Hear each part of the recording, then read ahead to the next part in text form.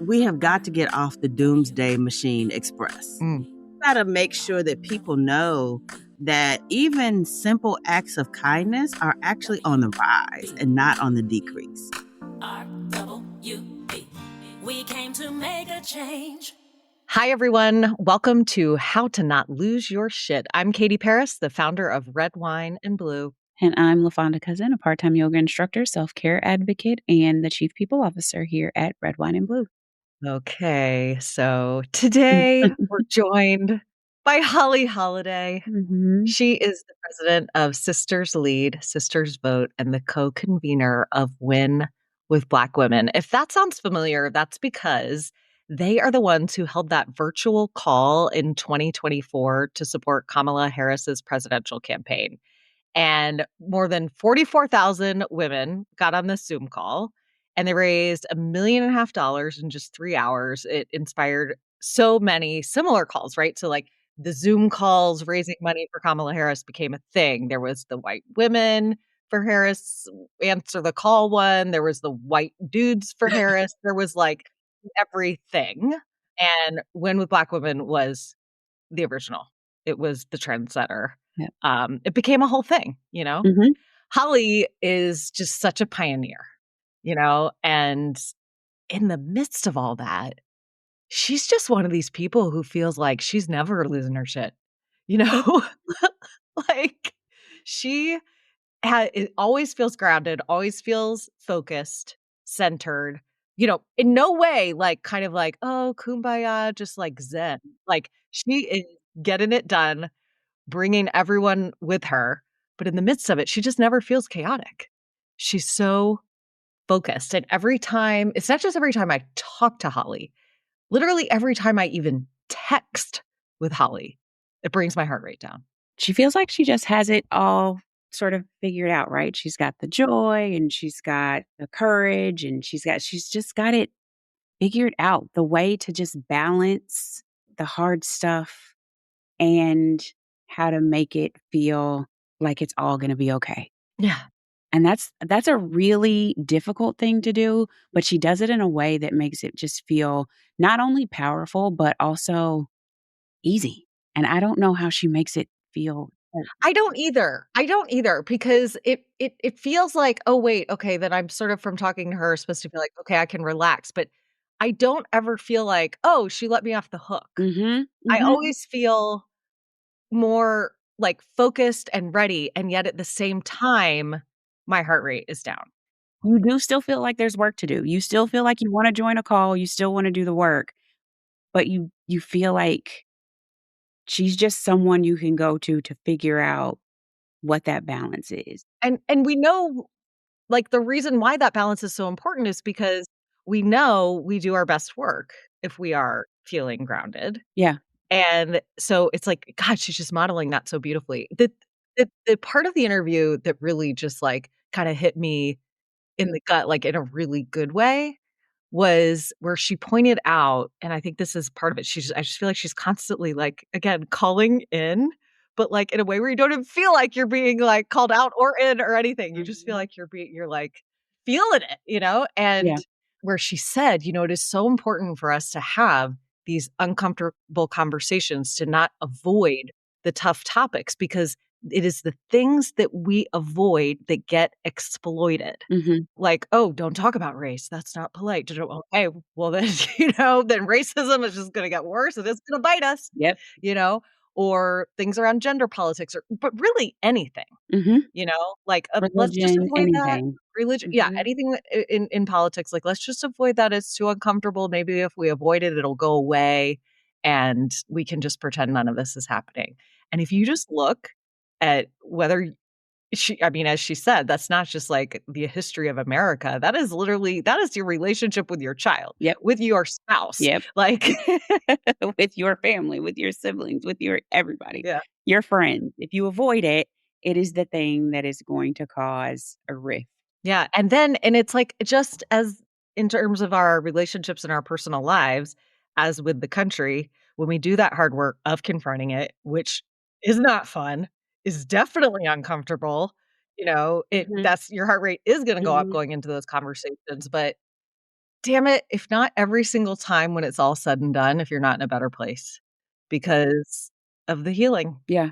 I mean, the thing I feel about with Holly, and it just makes me want to show up for everyone else this way too. She's just a real role model for me, is that I just feel like I can be my whole self. She's interested in who I am as a person, and she's interested in bringing her whole self.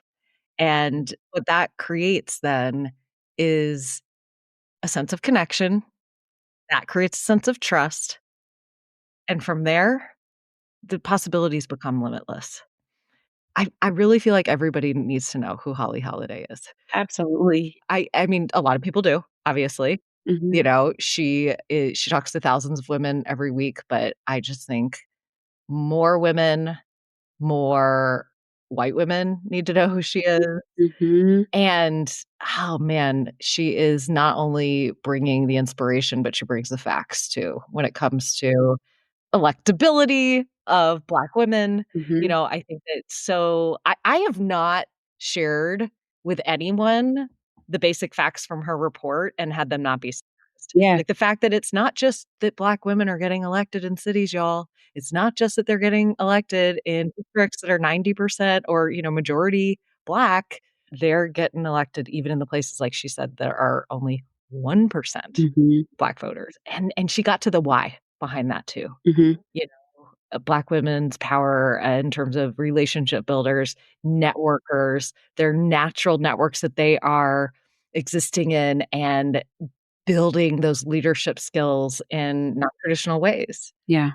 And that they're building relationships before they're running, right? It's not that I'm building and networking and building relationships because I've decided to run. I've decided to run because I've already started to build those relationships before. And I think that's really important. It doesn't feel like it doesn't feel transactional, right? Like you are Right. using people to get where you need to go. You are getting where you need to go because you truly care about the people. The Right. people were the catalyst and not the other way around. I think that's super relatable for all women because, as we know, women do not just like get out of bed being like, I should be president or a member of Congress, you know, but we will end up running for office because it's like the thing I care about, I can't get done unless leadership changes. So damn it, I guess it's going to be me. You know, like that's how women get there.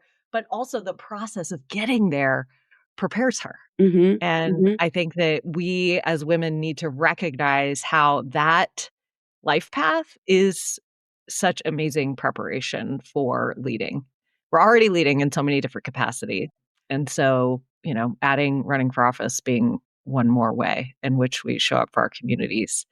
So we're going to keep talking about that. We're going to keep sharing all the facts about how Black women need to be our candidates because they win no matter where they're running. Yeah. We are so far from having representation that actually represents the beautiful diversity of this country. And we're not going to be as good as we can be until that representation is more reflective. And I think that, gosh, let's just keep talking to Holly all we can. As many times as we can. Everyone should know who Holly is. Okay, today we are joined by Holli Holliday. She's the president of Sisters Lead, Sisters Vote, and the co-convener of Win with Black Women. You remember the group that hosted the amazing Black Women for Harris Zoom call back in 2024 that drew 44,000 women and raised $1.5 million in just 3 hours. Hey, Holly, thank you so much for joining us. Hey, Katie. Hey, LaFonda. Hello. It's so good to have you. Yes, it is a treat. Okay, speaking of Zoom calls, I just want to go back to something that you said when you joined us on one of our recent Zooms. Moms for Good. We got the leaders of women's groups, mom groups, caregiver groups together after the murder of Renee Good. You said something simple, but it just makes me think of you, Holly. And so I just want you to say more. You just said, what sustains us is joy and hope. Yeah. Mm. And I think like we're hearing that more and more, and that's a good thing. But like when you say it, I believe it. Oh, well, I believe it. So that's the authenticity coming through. Listen, first of all, we have got to get off the Doomsday machine express because there are some powerful moments happening across our communities, and we experience them every day. But for whatever reason, we are not sharing them. We gotta stop that. Gotta make sure that people know that even simple acts of kindness are actually on the rise and not on the decrease. That we need to be thinking about that. I mean, even in my building, the number of people that are now like saying hello, checking on you. I mean, we've just been through this horrific ice thing and we're all outside with our dogs, and the bond that we had, even just trying to rescue the dogs that are trying to climb up the ice mountains, that is not happening. I mean, even those little moments matter and say, we care about other humans that live on this planet.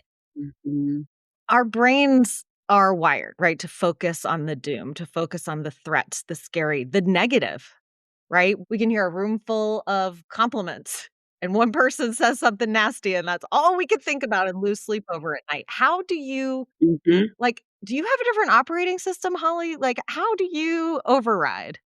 Yeah, let me tell you. First of all, what I recognize is people who are part of the oppression class thrive on our ability to only focus on the things that divide us. Yeah. And so I just got tired of contributing to their madness. And I said, what can I do in my life to be part of the abundance class? The class that says there's actually enough of us and enough of the things that we need to accomplish all of our dreams and hopes. That it doesn't have to be this binary construct where one loses and one wins. We can all win. Like, winning is an abundant construct. And so then I just started, when I was about in middle school, a wonderful woman named Sue Ellen Freed started in our community the Kindness is Contagious program. And she challenged us every day just to acknowledge one moment of kindness, whether we created it or someone else created it and we observed it, just to stop for just a second and say, that was kind. And it forces you to then think about the rippling effects of kindness. I will also admit, like you, Katie, I'm Midwestern. So we Midwesterners, we are what I call honest kind, right? We're not that sickly sweet, like bless your heart kind of kind. But we are that hearty, industrious, like this really made a difference kind of kind. And so I think that's where it comes from. And start small, start with something that is just easy, And believe it or not, these little acts of kindness lead to big moments of justice. Ah, I love that. And I love how you're talking about it almost as like a habit.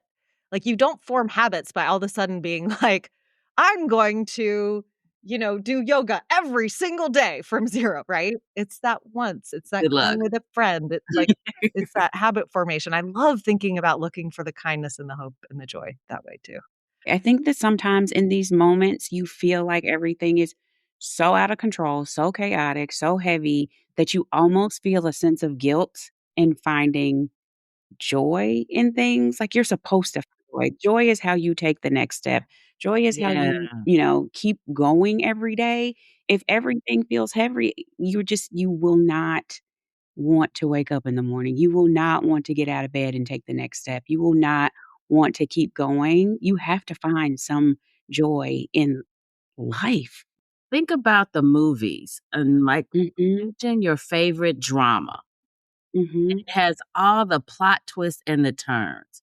But if it didn't have a few moments of humor, a few moments of light and levity, you would literally probably not even make it through the film. You would Mhm. be crying your cornflakes midway through and not even able to view it. So Yeah. it is so important. And I think the other thing, and you said something really important, Fonda, joy doesn't have to be an explosion. Mhm. Joy can be something small, and even stringing the small things together. You mentioned being a mom. I know one of my favorite things is watching children smile. Mhm. And they can smile at just the most innocent things and just to say, joy. Mhm. And it's even more powerful when you know you've done something to create the smile. this is one of the things that, like, me and my cousin are always like, this is why we can't sit together at, like, a funeral because it doesn't there's always something that is going to make us giggle. And it's not because it's not a serious moment, it's just because in that moment, we need something to get through the moment. And it's also why, like, you go, to, a repast or something, and people are telling the The stories that stories. make you happy in those moments. You're sharing. That's all we did after my grandfather's funeral was tell the things that he said that were funny or crazy or, that brought us joy because that is how you get through those moments. Listen, we're experiencing it right now with Reverend Jack. We Mhm. were on our Win with Black Women call last night, and the amazing stories that came up around Reverend Jackson. Oh my God. Yeah. And even after the call was over, people were still sending me moments that they experienced with him. All joyful, all joyful. We were blessed to have Ashley Jackson join us. And she said, every time I hear a story, it reminds me of what a joy maker my father was. That's Mm. right, right? And that's all of our lives. When we pass, yeah, we've done crazy stuff. I know I have, Lord knows. But I know that, living joyfully, Mhm. that's what really sticks with people actually. Yeah. I love it. Holly, Black women have been leading the way in activism, community organizing for forever. Yeah. And we have a little bit different perspective on it than many white women do. And this year, I have heard white women saying things like, it's never been this bad before. So, speaking of like doom scrolling and sort of doomsday thing. It's never been this bad before. I can't wait for this to be over. When this ends, and we know, Black organizers know that this actually doesn't end. It doesn't. We've been living in it sort of forever. That incessancy can be really hard to hold. So, how do you sustain it and talk about it and help people in these moments? Listen, I've been in politics over 30 years, so I am the master of the pivot. And I would say, you may call it spin, but sometimes you need a little spin in your life. This is the most access that we've ever had to the crazy. The curtains are thinner. More people are pulling them back. And so it is not that this is the worst it's ever been, but this is the worst you may have experienced because our access is so much wider. Opportunity and access are not always a pleasant thing. And so what access brings us is responsibility. When you now know better, you do better. And so I look at this as an opportunity for us to do better. Growing up, my grandparents cautioned us about publicly speaking about politics, about race, religion, sex, money, right? The big five. And guess what? That got us nowhere. That kept us ignorant and uninformed. And now every day I talk probably about all of those things. Maybe not in equal measure, but all of those things. And by talking about it, we now are able to come up with what works for the community that we're in. When we don't talk about it, when we make it a dirty little secret, even though it's not, or we make it taboo, we can't figure out how to engage those things as a community and as a society. But when we talk about them, yeah, sometimes they're tough. A lot of times they're tough conversations. But at the end of those conversations, we have greater understanding, awareness, and sensitivity. And ultimately, if we keep having them, we're going to be a better society. Holly, you said that you grew up being told, "Oh, we don't talk about this. We don't talk about that. We don't talk about these things." Did you have a change moment? How did you get from there to here? So what I said was, we don't talk about these things in public. Okay. We were always talking about them around the dinner table at my Mm. house. And so the cautionary tale was, if you go out this house and start talking about that, people are going to think you're cuckoo for Cocoa Puffs. They're going to come after you because these things are taboo in our society. But we want you all to be informed. We want you all to be comfortable. So for me, it was never a thing of taboo, but it was an understanding that I lived in, that I was kind of having a duality. At some point, like I think happens with a lot of people who have to live in double spaces, it becomes untenable. And luckily, I've been in therapy since I was 12, and my therapist was like, "Oh, this is unsustainable." So then I had to figure out the integration, and the integration was, I guess I'm just gonna have to deal with what comes when we bring these subjects up. And we see it even now, Katie, you and I have had this conversation. The thing that we don't talk about, whatever that thing is gonna be the thing that divides us. In every relationship that you have, whether it's with your spouse, your children, your business, your employer, your country, the thing that you don't talk about is gonna be the thing that takes you out. Oh my god, that's wise. Mhm. That is so damn true. Thank you, therapy. I mean, another vote for therapy, everybody. You find a good therapist. You You save are a the good world. therapist. All right, I want to talk about Black women and elections. There's a misconception out there. Black women, oh, we support Black women, but they can't win elections. We know that the facts actually tell another story. That Mhm. that is not true. In fact, last year, a record number of Black women won elections, especially at the state and local level. Mhm. And once they're in office, they're doing incredible work, getting so much shit done. Your organization did an amazing report that I don't think has gotten enough attention on this. So let's give it some more attention. Can you share more about how Black women candidates are winning and leading? Well, first of all, I started this report this year because this is the third year of the report. And this year I said, I've got to tackle head on these myths because the myths are keeping us from being successful. And yes, I want to be really clear about this. Our organization focuses on Black women unapologetically, but Black women are a model for all women. We are battling the things. If you're not battling them yet, you will. It just means you haven't exposed your power enough. But once you get there, this is your future. So you need to be ready.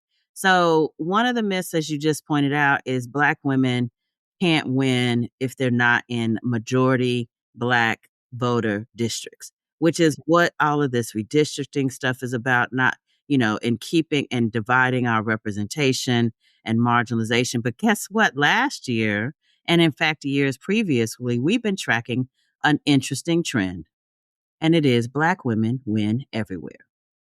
They win in small towns. They win in big towns. They win in rural towns. They win in urban, ex-urban, and urban places. They win in districts that are 90% Black and 1% Black because ultimately what Black women are bringing is unapologetically their own brand of authenticity and leadership. And when they show up that way, they do very well. Now, it does mean also that there are some things and one of the things that we see consistently that they're doing is they are engaging people. And typically their engagement did not start with the election. The engagement started and was the impetus to them being in the races in the first place. And that's another piece that we tracked this year. And one of the ways that we looked at that was we started to ask people, well, what organizations are you a part of? And you know what? More than a third are part of a sorority. Mhm. Now, I tell you, as a sorority member, trust me when I tell you, you've been in a sorority for any length of time, you're going to learn some leadership skills. Yep. You're going to learn how to pull people together. And I suspect that that is true for all women's groups, right? Mhm. And so their sense of community and training starts with the organizations that they're already a part of. Many of them also counted being a part of church groups and leadership in churches. And so what they did was they brought the leadership that they had been naturally developing, being moms, right? Running the PTA, making sure that they were the boosters for the soccer club. All of those things are the training ground for leadership. And they didn't learn it from your classic sort of predominant white male culture that says everybody has to follow the leader. It's super hierarchical. It doesn't always pay attention to the team because trust me, if you've ever tried to wrangle a bunch of 6-year-olds after a soccer game for a pizza party, you know they are not paying attention to anybody's hierarchy. They all want to be seen, they all want to be heard, and they want to make sure that they are getting the attention that you need. And if you know how to do that, trust me, you can wrangle voters. So true. Holly, if we know that Black women can win anywhere and everywhere, and the reason is because they're a part of all of these groups and they engage voters beforehand. And I know that those leadership skills exist because I am also a sorority girl. So how do we change the narrative right now? Because I'm in Texas and I'm seeing it right now with Jasmine and Tallarico. It's she can't win. So like, let's ease him forward a little bit. How do we change the narrative that Black women can't win if we are seeing so much evidence that they can and they do? And when they do, they're successful. Well, I'm going to start with your premise. They are not seeing the evidence because we are not talking about it enough. Mm-hmm. Now, who is seeing the evidence? The folks who are coming after them. The folks who really study data, you want to know why they're coming after them? Because they actually know they can win. And even when they're maybe not successful in their election, they're changing the conversation. They're pushing the candidates who are in that election to talk about the things that real people care about, because they're going to have to deal with those issues whether they're elected or not, right? We're going to have to deal with high grocery bills whether or not we get to Congress or not.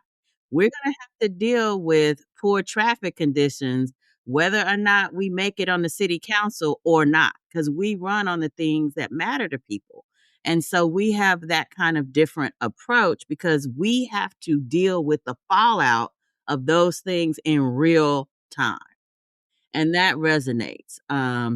Unfortunately, not enough people recognize the success that we have. And this goes back for me to the joy piece.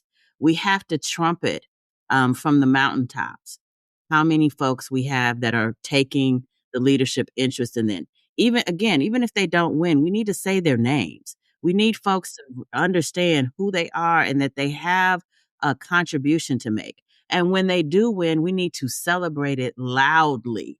As you all know, do not give me a mic, because I promise you I will give you an inspirational story about a Black woman that won somewhere, that did something. And my goal is to make sure that I have at least one, but honestly, several from any state that I walk into, because we are everywhere. Do you know we elected a Black woman to the school board in Alaska? I love that. Amazing. That's amazing. And we have a whole yearbook every year of people. You can go to every state, and see who got elected in your state that was a Black woman. And we do that for just this purpose, as you mentioned, because the premise of we don't know has led us to what is really happening, which is we're not understanding that they can win everywhere. When we do know, then we have to approach it differently. We have got to talk about it more. And we're talking about it now, and we're not going to stop. Thank you. Join the evangelist team of We're on it. I'm on it. Anytime I can be on your team, Holly, I'm there. Okay, I want to wrap up by circling back to something else you said on the Moms for Good call. You said that this isn't about singularity. It's about all of us collectively. Mm-hmm. Is that part of what helps? That hit me really good, really hard. Yeah. When I think about, because I think so it's this individualistic culture, right? And how much we have to hold individually. And that's too tall a task.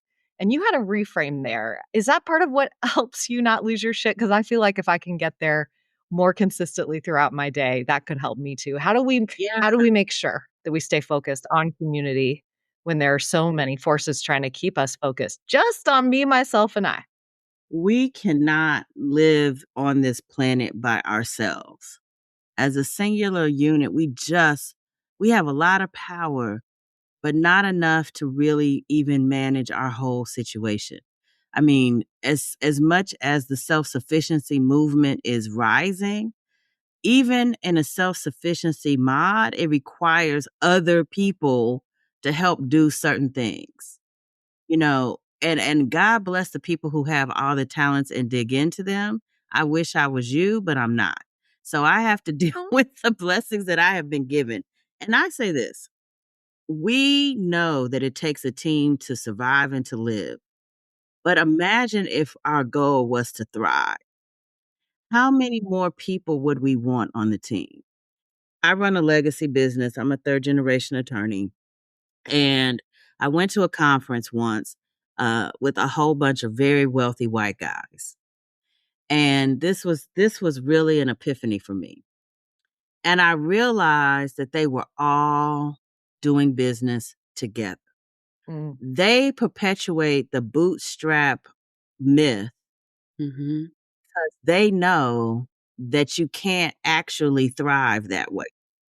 This again is the scarcity culture versus the abundance culture. And they don't do it themselves. They not no bootstrap people. Yeah. I was like, where's the bootstrap? That bootstrap was buried out in the back somewhere. What do? They are networking. They are seeking opportunities together. Yep. They are partnering. They are strategizing together. They are not necessarily losing their autonomy, but they are figuring out collaborative business models that work. We need to catch up. And that's, I started along with a lot of really smart Black women, Sisters Lead, Sisters Vote, because I wanted to make sure that Black women were positioned not just to lead, but to partner. That we could come to the table the way I saw those white guys, rich white guys coming to the table as equals and with enough of our own stuff that we could say, hey, let's do this together.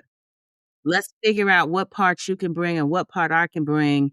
And I'm coming and entering this conversation at a level of partnership, not subservient, not subcontractor, not any sub anything, but collaboratively and together. And I hope that the work that we're doing continues to do that. And that means when you show up as a good partner, you know what else you want to do? You want your partner to win. You're not trying to win by yourself. So people are like, oh my goodness, how do you also have so many partnership with white women organizations and Latina women organizations? I said, because when I show up and Black women show up, we're not just trying to win at all costs. That's not the metric. We're trying to win together because winning together is actually a bigger win for us all. When I win by, and here's another side, it again, comes from being a woman. These are women things. Yes.